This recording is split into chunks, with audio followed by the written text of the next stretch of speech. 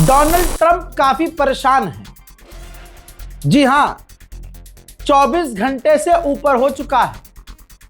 Donald Trump दुनिया के सामने और टॉप के देशों के सामने और छोटे छोटे देशों के सामने गिड़गिड़ा रहे हैं। जी हां, जरूरी नहीं है कि रोकर गिड़गिड़ाया जाए, ऐसा भी गिड़गिड़ाया जाता है जैसा डोनाल्ड ट्रंप गिड़गिड़ा रहे हैं।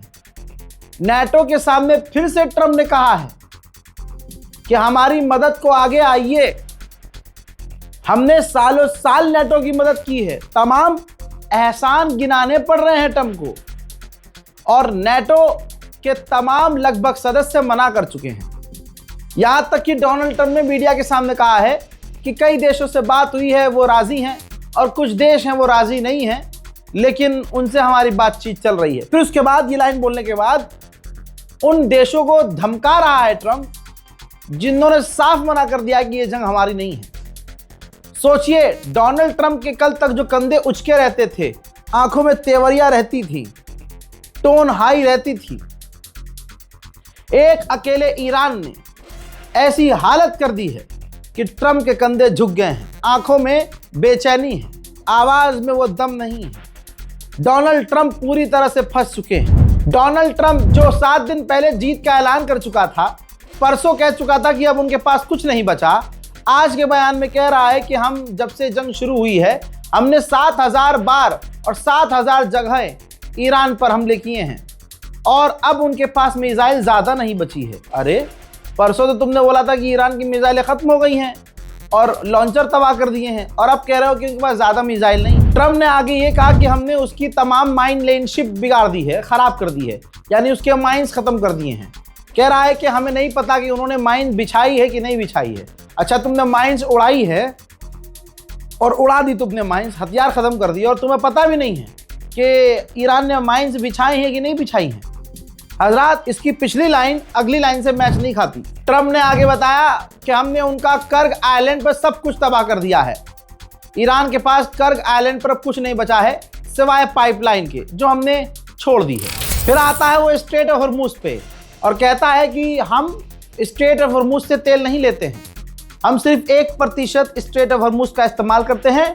जापान 95% स्ट्रेट ऑफ हॉर्मुज का इस्तेमाल करता है। साउथ कोरिया 35% इस्तेमाल करता है, और हम चाहते हैं कि इस पैसेज का, इस रास्ते का इस्तेमाल करता है, हम चाहते हैं कि वो आएं और हमारी मदद करें।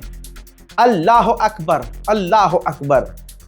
दुनिया वालों, सोचो, ये वही ट्रंप है जिसने आधे घंटे में वेनेजुएला के राष्ट्रपति को किडनैप करवा दिया था। ये वही ट्रंप है जिसने आज भी वेनेजुएला के राष्ट्रपति को अपने यहां कैदी बना के रखा हुआ है। ये वही ट्रंप है जिसकी एक फोन कॉल से अंधभक्तों के पापा फौरन डायपर पहनने लगते हैं कि कहीं मेरा गू ना निकल जाए। ये वही डोनाल्ड ट्रंप है जिसके टैरिफ की धमकी से पूरी दुनिया परेशान है। मैं तो कहता हूं सारी दुनिया को ईरान का शुक्रगुजार होना चाहिए कि तूने इसकी सारी बदमाशी निकाल दी। भाई, ट्रंप ने कहा कि हम उनकी मदद करेंगे जो आएंगे, और हमने पहले भी मदद की है उनकी, लेकिन उन्होंने हमारी कभी मदद नहीं की। और मुझे पता था कि ईरान स्ट्रेट ऑफ हॉर्मुज को हथियार की तरह इस्तेमाल करेगा। परसों के इनके ऑफिशियल बयान में, जो इनके ऑफिसर्स हैं, और अखबारों में ये छपा था कि स्ट्रेट ऑफ हॉर्मुज का कोई प्लान ही नहीं था ट्रंप के पास। ट्रंप ने ख्वाब में सोचा ही नहीं था। अभी तो झूठ बोल रहा है ये कि मुझे पता था कि स्ट्रेट ऑफ हॉर्मुज को हथियार की तरह इस्तेमाल करेगा। तो भाई, तूने प्लान क्यों नहीं बनाया? स्ट्रेट ऑफ हॉर्मुज के लिए प्लान बना। हजरात, रिपोर्ट ये कहती है डोनाल्ड ट्रंप के पास कोई प्लान नहीं था। उसका प्लान सिर्फ इतना था, ईरान पर हमला करूंगा, खामनाई को मारूंगा, ईरान घुटने पर आएगा, बात खत्म हो जाएगी। रशिया ने भी यही कहा। रूस के विदेश मंत्री ने क्या कहा कल? रूस के विदेश मंत्री सर्गेई लावरोव ने कहा कि अमेरिका ने सोचा था कि एक दिन में हम ईरान पर कंट्रोल पा लेंगे। इतना ही प्लान था, इतना ही ओवर कॉन्फिडेंस था। अब यहां पर लीपापोती कर रहा है ट्रंप। डोनाल्ड ट्रंप के बयानों से तमाम एक्सपर्ट साफ कह रहे हैं कि ट्रंप के पास असल में कुछ नहीं बचा। दोस्तों, ट्रंप ब्लैकमेल कर रहा है, देशों को धमकी दे रहा है और उनको डरा रहा है, फिर उनसे भीख भी मांग रहा है। ट्रंप ने कहा है कि बहुत सारे देश रास्ते में हैं और बहुत सारे देश कह रहे हैं कि हम इन जंग में पड़ना नहीं चाहते। तो मैंने उनसे कहा है कि 40 साल से हम तुम्हें बचा रहे हैं और आज तुम मदद के लिए आगे नहीं आ रहे हो। और अगर ईरान हमला करेगा भी तो वो छोटे मोटे अटैक करेगा, क्योंकि उसके पास कुछ है ही नहीं। तो सवाल यहाँ पर यह खड़ा होता है दोस्तों कि अगर उसके पास कुछ है ही नहीं तो भाई तुम्हें किसी और देश की जरूरत क्यों पड़ रही है? तुम तो सुपर पावर हो। क्यों घोप घोप एहसास हो रहा है तुम्हें कि ईरान फिर से मुंह में घोप घोप कर देगा? यही औकात रह गई है ट्रंप की। मेरे दोस्तों, डोनाल्ड ट्रंप का मिजाज ऐसा है कि कोई अगर साथ आना भी चाह रहा है तो वो आ नहीं रहा। पहले तो फ्रांस मना कर चुका है कि हम अपने युद्धपोत और एयरक्राफ्ट कैरियर नहीं भेजेंगे, लेकिन मीडिया के सामने फ्रांस पर प्रेशर बनाने के लिए ट्रंप ने कहा कि मुझे पता है कि मैक्रोन मदद भेजेंगे, वो आएंगे। फिर आगे ये क्या घुमाता है बात कि हमें कोई जरूरत थोड़ी है मदद की, हम तो सुपर पावर हैं, हम अमेरिका हैं, दुनिया में सबसे ज्यादा मजबूत, हमें किसी की जरूरत नहीं है। मैं तो बस चेक कर रहा हूं कि कौन हमारे लिए मदद करता है, कौन हमारे लिए स्टैंड लेता है, बस मुझे चेक करना है। बस इसी बात पे दुनिया के तमाम देशों को एक साथ होके अमेरिका को अकेला छोड़ देना चाहिए। खुद अमेरिका के जो एक्सपर्ट हैं वो कह रहे हैं डोनाल्ड ट्रंप सिर्फ झूठ बोल रहा है। हमारे जो प्रधानमंत्री मोदी है ना भाई, उनका झूठ कुछ नहीं है। इस वक्त ट्रंप अंधा झूठ, बेचारे के मुंह में जो आ रहा है घबराहट में वो बोल रहा है।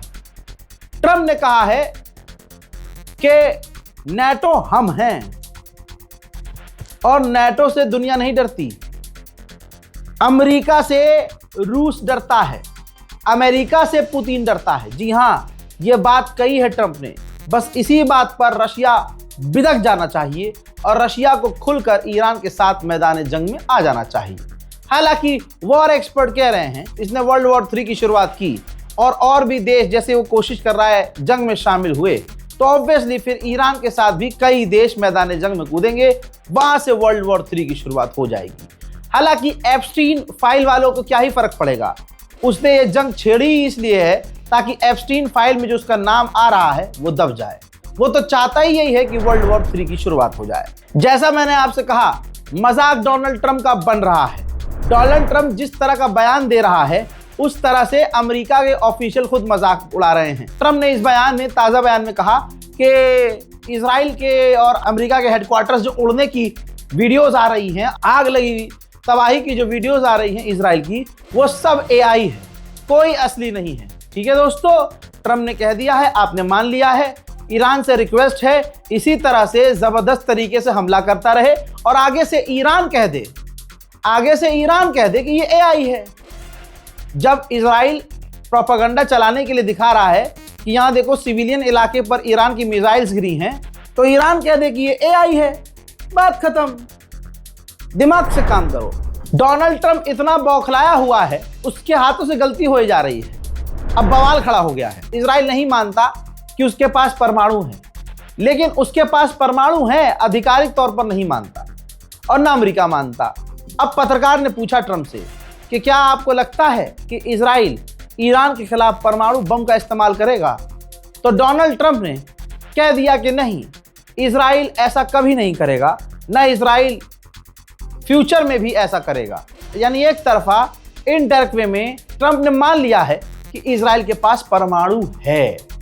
अब इस वजह से ट्रंप और बुरी तरह से फंस गया है। Advisors David Sachs said the other week that the U.S. should, quote, declare victory and get out of the Iran war. He also warned that if the conflict escalates, Israel may contemplate the use of a nuclear weapon.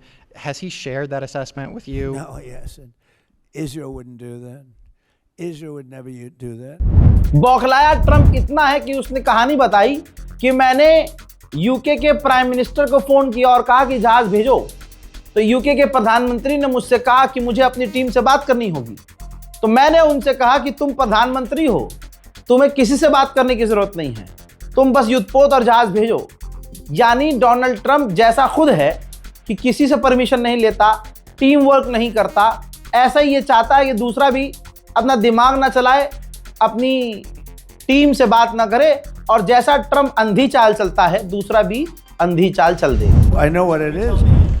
You know, the Prime Minister of UK, United Kingdom, yesterday told me, I'm meeting with my team to make a determination. I said, you don't need to meet it with the team. You're the Prime Minister. You can make your own. Why do you have to meet with your team to find out whether or not you're going to send some minesweepers to us or to send some boats? Trump ने इसी बयान में कहा कि जब ये सब कुछ खत्म हो जाएगा तो तेल के दाम तेजी से नीचे गिर जाएंगे। भैया यहाँ तो उल्टा हो रहा है। ये देखिए, ईरान के अंदर ईरान का टीवी चैनल कर्ग आइलैंड पर जाकर, ईरान का पत्रकार कर्ग आइलैंड पर जाकर दिखा रहा है कि कर्ग आइलैंड पर सब कुछ ठीक है। तो फिर ट्रम्प हवाई बातें क्यों कर रहा है? इसका मतलब ट्रम्प झूठ बोल रहा है। ईरान के पास तमाम सबूत है कि अमेरिका वॉर क्राइम कर रहा है। जरा इस फोटो को देखिए, ये एक रेसिडेंटल बिल्डिंग है, आम इंसान का घर।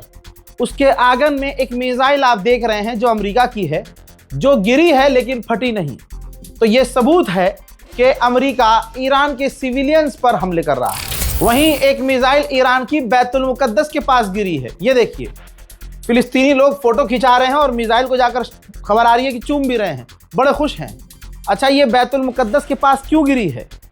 इसे इजराइल ने जब रोका है, वो इजराइल जा रही थी मिसाइल, तो इजराइल ने जब रोका है उसे बैतुल मुकद्दस के ऊपर आसमान में, तो मिसाइल ईरान की वहीं दो टुकड़े में गिरती है नीचे जाके, तो ये बैतुल मुकद्दस के पास जाकर गिरी है। उधर खबर आ रही है कि इराक के अंदर जो इराक का ही ऑयल रिजर्व है, वहां पर हमले हुए हैं।